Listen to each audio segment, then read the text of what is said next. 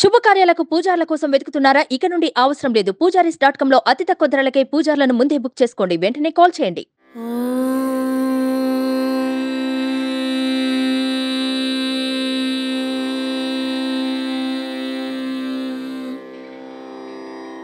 ఓం శ్రీ సాయినాథాయ నమః. ఓం శ్రీ లక్ష్మీనారాయణాయ నమః. ఓం శ్రీ రామకృష్ణ మారుత్యాదిరూపాయ నమః. ఓం శ్రీ శేషసాయినే నమః. ఓం శ్రీ గోదావరితట శిరడీవాసినే నమః. ఓం శ్రీ భక్తహృదాలయాయ నమః. ఓం సర్వహృద్వాసినే నమః. ఓం శ్రీ భూతవాసాయ నమః. ఓం శ్రీ భూతభవిష్యద్భావవర్ణితాయ నమః. ఓం శ్రీ కాలతీతాయ నమః. ఓం శ్రీ కాలాయ నమః. ఓం శ్రీ కలకలాయ నమః. ఓం శ్రీ కాలదర్పదమనాయ నమః. ఓం శ్రీ మృత్యుంజయాయ నమః. ఓం శ్రీ అమర్తయాయ నమః. ఓం శ్రీ మర్త్యభయప్రదాయ నమః. ఓం శ్రీ జీవధరాయ నమః. ఓం సర్వదారాయ నమః. ఓం శ్రీ భక్తవానసమర్తాయ నమః. ఓం శ్రీ భక్తవనప్రతిజ్ఞాయ నమః. ఓం శ్రీ అన్నవస్త్రదాయ నమః. ఓం శ్రీ ఆరోగ్యక్షేమదాయ నమః. ఓం శ్రీ ధనమాంగళ్యప్రదాయ నమః. ఓం శ్రీ బుద్ధిసిద్ధిప్రదాయ నమః. ఓం శ్రీ పుత్రమిత్రకళత్రబంధుదాయ నమః. ఓం శ్రీ యోగక్షేమవాహాయ నమః. ఓం శ్రీ ఆపద్బాంధవాయ నమః. ఓం శ్రీ మార్గబంధవీ నమః. ఓం శ్రీ భుక్తిముక్తిస్వర్గాపవర్గదాయ నమః. ఓం శ్రీ ప్రియాయ నమః. ఓం శ్రీ ప్రీతివర్ధనాయ నమః. ఓం శ్రీ అంతర్యామినే నమః. ఓం శ్రీ సచ్చితాత్మనే నమః. ఓం శ్రీ నిత్యానందాయ నమః. ఓం శ్రీ పరమసుఖదాయ నమః. ఓం శ్రీ పరమేశ్వరాయ నమః. ఓం శ్రీ పరబ్రహ్మణే నమః. ఓం శ్రీ పరమాత్మనే నమః. ఓం శ్రీ జ్ఞానస్వరూపిణే నమః. ఓం శ్రీ జగత్పిత్రే నమః. ॐ भक्तानां मातृदातृपितामहाय नमः। ॐ श्रीभक्ताभयप्रदाय नमः। ॐ श्रीभक्तपराधीनाय नमः। ॐ श्रीभक्तानुग्रहकराय नमः। ॐ श्रीशरणागतवत्सलाय नमः। ॐ श्रीभक्तिशक्तिप्रदाय नमः। ॐ श्रीज्ञानग्राह्यप्रदाय नमः। ॐ श्रीप्रेमप्रदाय नमः। ॐ श्रीसंख्यहृदाय दौर्बलय पापकर्मवासन क्षयकाराय नमः। ॐ श्रीहृदयग्रन्थिभीदाकाय नमः। ॐ श्रीकर्मध्वंसिने नमः। ॐ श्रीशुद्धसत्त्वस्थिताय नमः। ॐ श्रीगुणातीतगुणात्मने नमः। ॐ श्री अनन्तकल्याणगुणाय नमः। ॐ श्री अमितपरक्रमाय नमः। ॐ श्रीजैने नमः। ॐ श्रीदुर्दार्शाक्षोभ्याय नमः।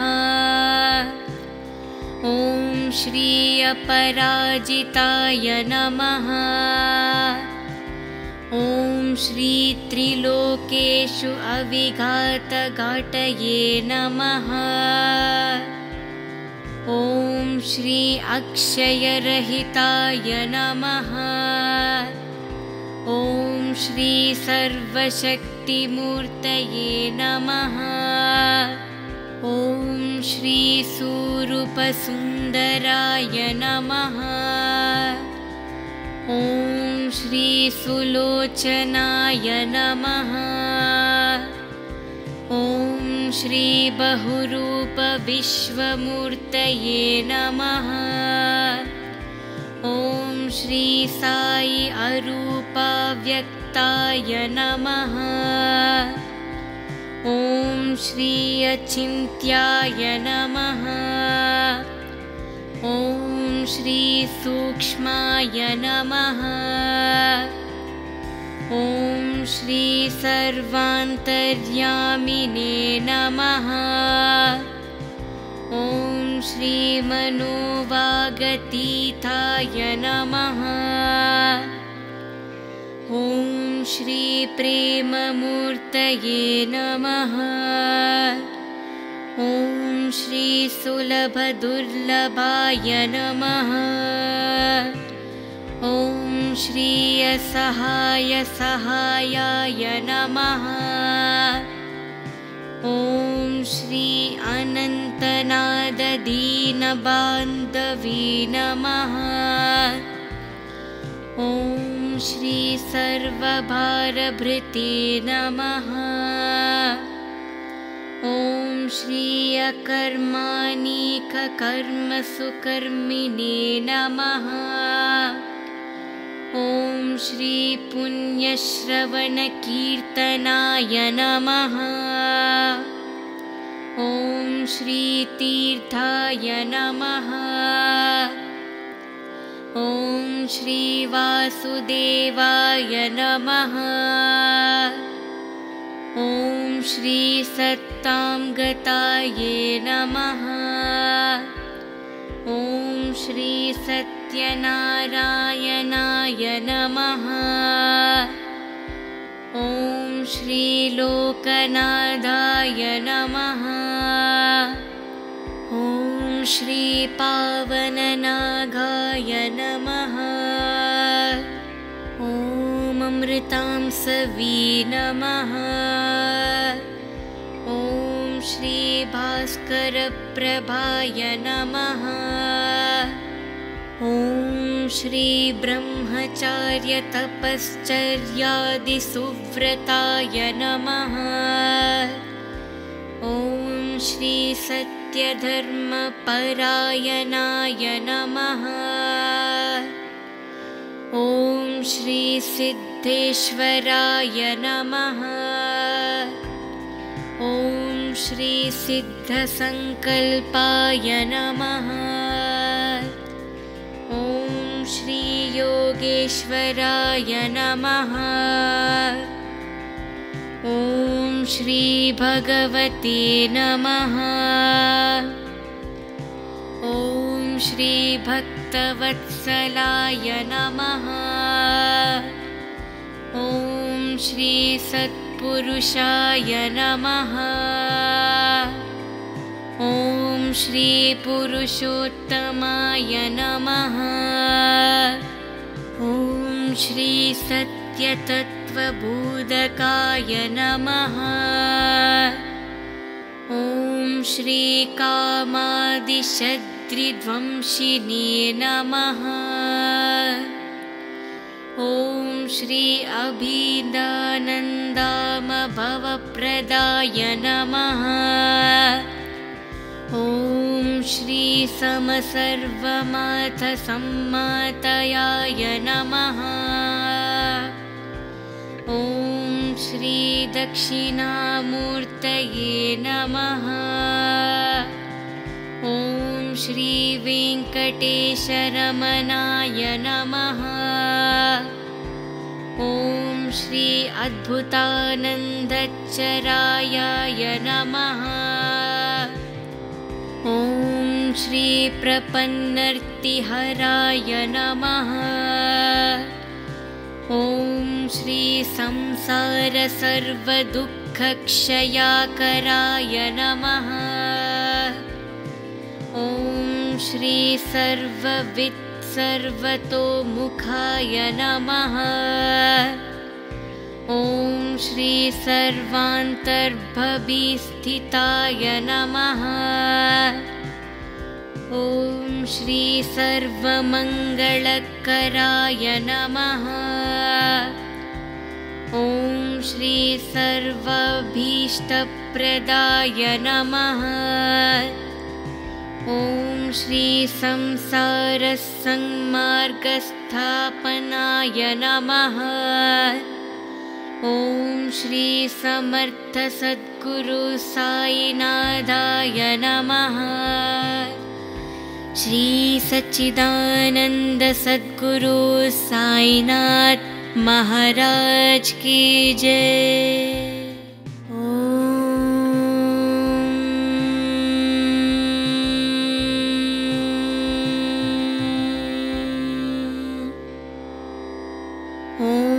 श्री साईनाथाय नमः। ॐ श्री लक्ष्मीनारायणाय नमः। ॐ श्री रामकृष्णमारुत्यादिरूपाय नमः। ॐ श्री शेषसायिने नमः। ॐ श्री गोदावरीतटशिरडीवासिने नमः। ॐ श्री भक्तहृदालयाय नमः। ॐ सर्वहृद्वासिने नमः। ॐ श्री भूतवासाय नमः। ॐ श्री भूतभविष्यद्भाववर्णिताय नमः। ॐ श्री कालतीताय नमः। ॐ श्री कालाय नमः। ॐ श्री कलकलाय नमः। ॐ श्री कालदर्पदमनाय नमः। ॐ श्री मृत्युञ्जयाय मृत्युञ्जयाय नमः। ॐ श्री अमर्त्याय नमः। ॐ श्री मर्त्यभयप्रदाय नमः। ॐ श्री जीवधराय नमः। ॐ सर्वदाराय नमः। ॐ श्री भक्तवानसमर्ताय नमः। ॐ श्री भक्तवनप्रतिज्ञाय नमः। ॐ श्री अन्नवस्त्रदाय नमः। ॐ श्री आरोग्यक्षेमदाय नमः। ॐ श्री धनमाङ्गल्यप्रदाय नमः। ॐ श्री बुद्धिसिद्धिप्रदाय नमः। ॐ श्री पुत्रमित्रकळत्रबन्धुदाय नमः। ॐ श्री योगक्षेमवाहाय नमः। ॐ श्री आपद्बान्धवाय नमः। ॐ श्री मार्गबन्धवे नमः। ॐ श्री भुक्तिमुक्तिस्वर्गापवर्गदाय नमः।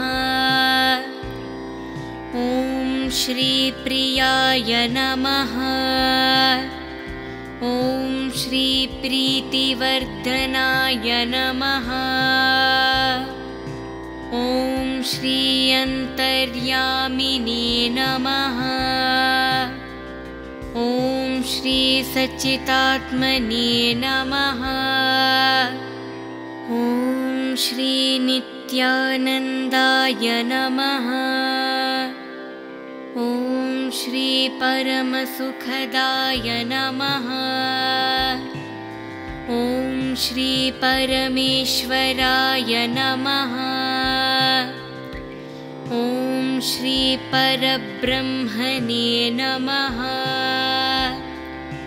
ॐ श्री परमात्मने नमः।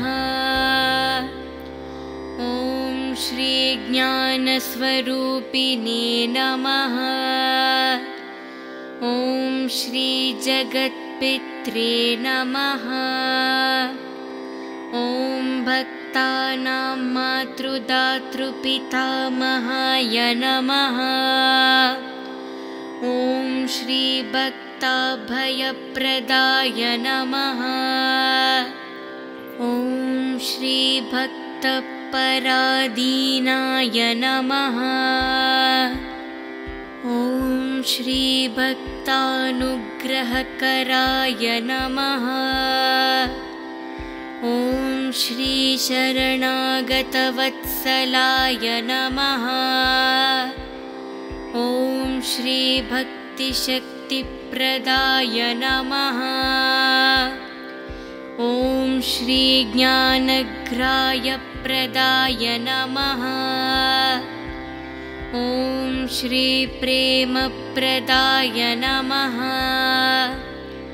ॐ श्री संख्यहृदाय दौर्बलय पापकर्मवासन क्षयकाराय नमः।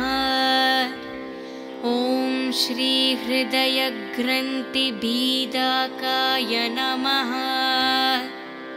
ॐ श्री कर्मध्वंसिने नमः।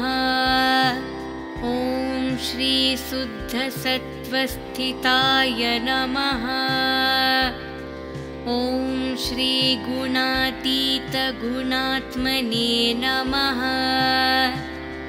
ॐ श्री अनन्तकल्याणगुणाय नमः।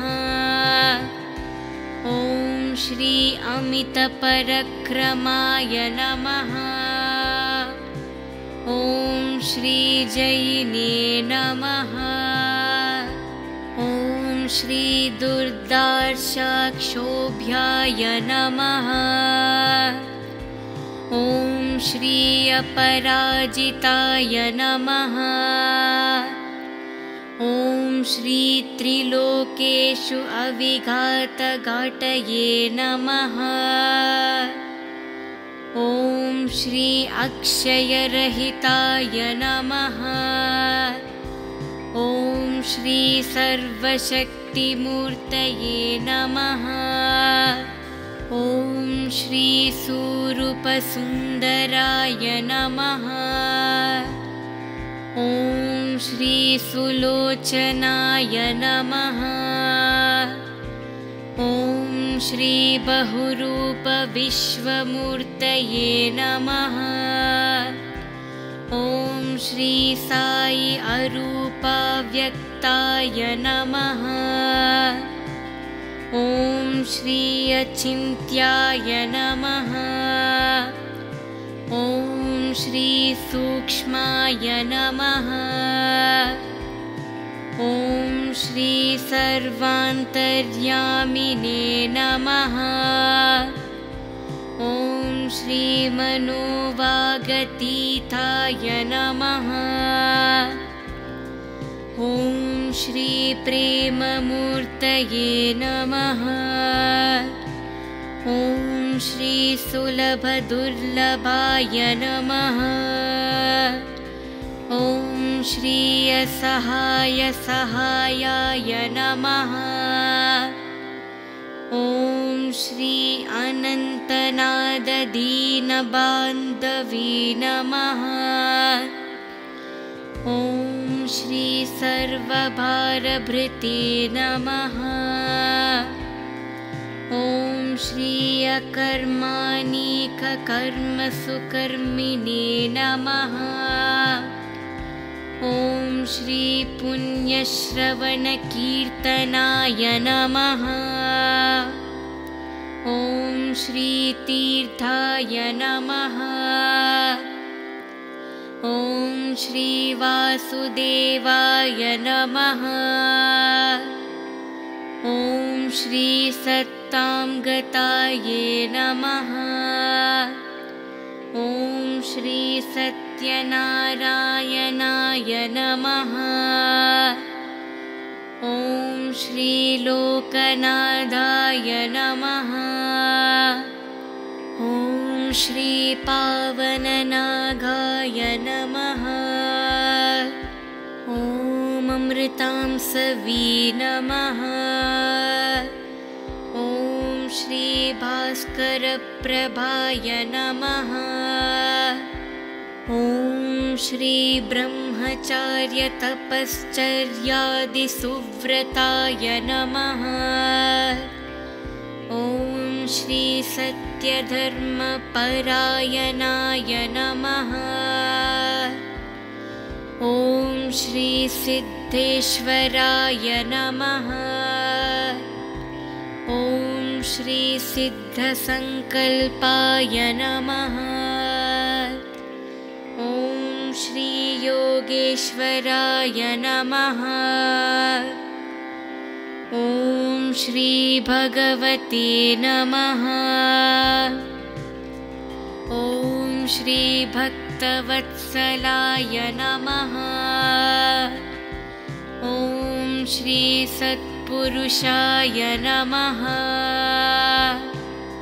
ॐ श्री पुरुषोत्तमाय नमः। ॐ श्री सत्यतत्त्वबोधकाय नमः। ॐ श्री कामादिशत्रुध्वंसिने नमः। ॐ श्री अभिदानन्दामभवप्रदाय नमः। ॐ श्री समसर्वमाथसम्मातयाय नमः। ॐ श्री दक्षिणामूर्तये नमः। ॐ श्री वेङ्कटेशरमणाय नमः। ॐ श्री अद्भुतानन्दचरायाय नमः। ॐ श्री प्रपन्नर्तिहराय नमः। ॐ श्री संसारसर्वदुःखक्षयाकराय नमः। ॐ श्री सर्वतोमुखाय नमः। ॐ श्री सर्वान्तर्भविस्थिताय नमः। ॐ श्री सर्वमङ्गलकराय नमः। ॐ श्री सर्वाभीष्टप्रदाय नमः। ॐ श्री संसारसंमार्गस्थापनाय नमः। ॐ श्री समर्थसद्गुरु साईनाथाय नमः। श्री सच्चिदानंद सद्गुरु साईनाथ महाराज की जय।